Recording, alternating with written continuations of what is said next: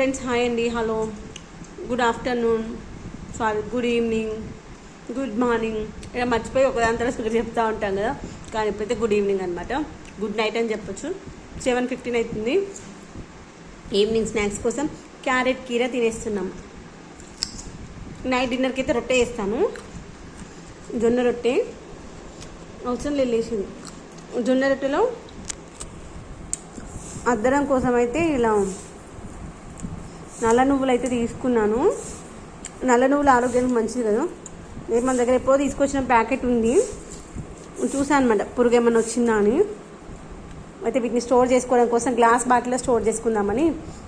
Only ఇంతకుముందు ఇలా బాటిల్స్లో వచ్చేది, ఇప్పుడు బాటిల్స్లో వస్తలేదు, ఇప్పుడేమో ప్యాకెట్స్ వస్తున్నాయి. మన దగ్గర అయితే ఈ బాటిల్స్ బాగా ఉంటాయి. వీటిని నేనైతే వాటర్ బాటిల్స్ లాగా కూడా వాడుతూ ఉంటాను. ఈ యొక్క బుజ్జి బాటిల్ ఉంది కదా, ఈ యొక్క బుజ్జి బాటిల్ అయితే ఈ పోసే స్టోర్ చేసుకున్నామనుకో నాకు కావాల్సినప్పుడు కొంచెం కొంచెం పోసేసుకోవచ్చు అనమాట. ఇప్పుడు మామిడి బాటిల్ తీసుకొస్తున్నారు, చూపిస్తారు. కింద పడ్డాయి అనుకో లగ్గమవుతాం అండి. కొన్ని బుజ్జి బాటిల్ నిమ్మరసం నింపి పెట్టేసుకున్నాను మనము ఇతర సామాన్లు తోమడం కోసం. ఇది సేమ్ అనమాట. ఇది 1/2 లీటర్ పావు లీటర్ బాటిల్ అనుకుంటాను.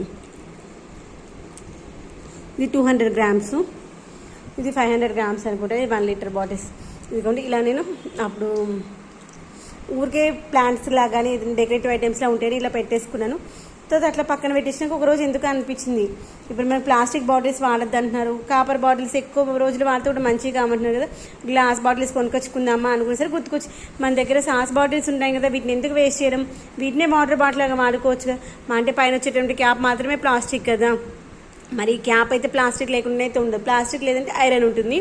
అది బిస్లరీ బాటిల్స్కి మాత్రం మళ్ళీ అవసరం లేదు. ఇప్పుడు అంతా కోకు కనిపించింది ఇదిగోండి, బిస్లరీ బాటిల్స్ మాత్రమే.